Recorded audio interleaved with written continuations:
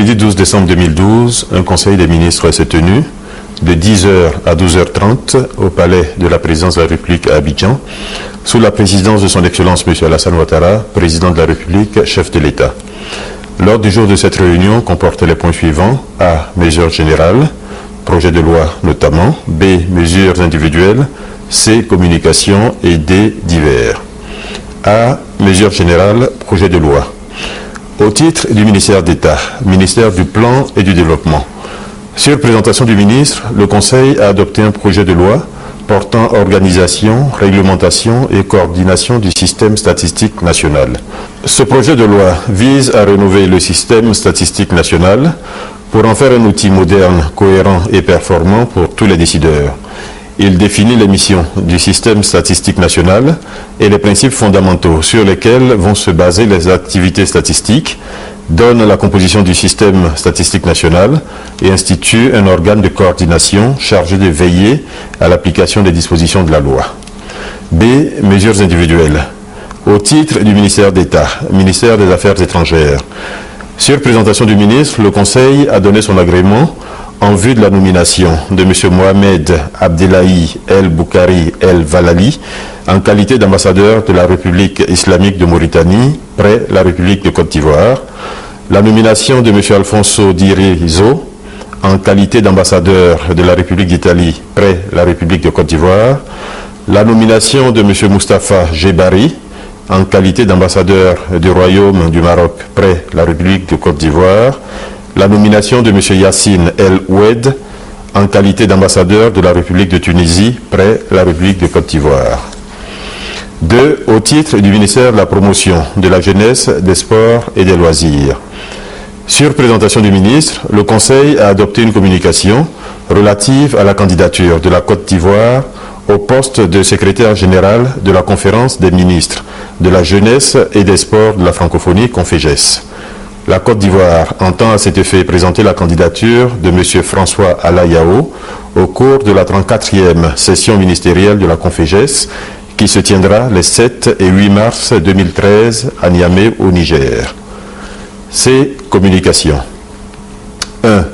Au titre du Premier ministre, sur présentation du ministre d'État, ministre du Plan et du Développement, le Conseil a adopté une communication relative aux conclusions du groupe consultatif organisé par la Côte d'Ivoire au siège de la représentation de la Banque mondiale à Paris les 4 et 5 décembre 2012. Pour la période 2013-2015, les investissements prévus par le Plan national de développement PND s'élèvent à 9 509 milliards de francs CFA, dont 4 185 milliards de francs CFA attendus du secteur public et 5 324 milliards du secteur privé. Au terme des travaux du groupe consultatif, les contributions annoncées pour le financement des investissements publics se sont élevées à 4 319 milliards de francs CFA contre environ 2 000 milliards de francs CFA attendus. Ce succès est le fruit de la clarté de la vision de développement à moyen terme de notre pays, de la confiance des partenaires dans les réformes structurelles entreprises par le gouvernement, ainsi que du leadership du chef de l'État qui a présidé en personne les travaux du groupe consultatif. Au regard des conclusions des travaux du groupe consultatif, le gouvernement entend procéder à l'installation, le 19 décembre 2012 à Yamoussoukro, des organes de suivi de la mise en œuvre du Plan national de développement 2012-2015, y compris le dispositif de suivi des engagements pris par les partenaires lors du groupe consultatif. La remise sur pied du comité de liaison secteur public-secteur privé, la mise en place des organes de pilotage du cadre de partenariat public-privé en Côte d'Ivoire, en cohérence avec le cadre de pilotage du PND, et l'organisation du forum Investir en Côte d'Ivoire, ICI, en octobre 2013. 2. Au titre du ministère de l'Environnement, de la Salubrité urbaine et du Développement durable. Sur présentation du ministre, le Conseil a adopté une communication relative aux informations concernant la signature des marchés et le suivi de l'effectivité du démarrage des travaux de dépollution de la baie de Cocody par Eco Africa Group, groupe suédois, et l'étude par UNESCO IEHE, Pays-Bas, sur l'embouchure du fleuve Comoé à Grand Bassam. Relativement à la dépollution de la baie de Cocody, le Conseil a entériné le marché de gré à gré conclu sur la base de l'offre suédoise validée par le pôle économique du gouvernement à l'effet de permettre à EcoAfrica Group de démarrer le projet de dépollution. Pour ce qui est de l'embouchure du fleuve Komoé à Grand Bassam, le Conseil a autorisé le marché de gré à gré permettant à UNESCO IHE de réaliser l'étude de faisabilité de l'aménagement de cet espace. 3. Au titre du ministère de la Justice, des Droits de l'Homme et des Libertés publiques.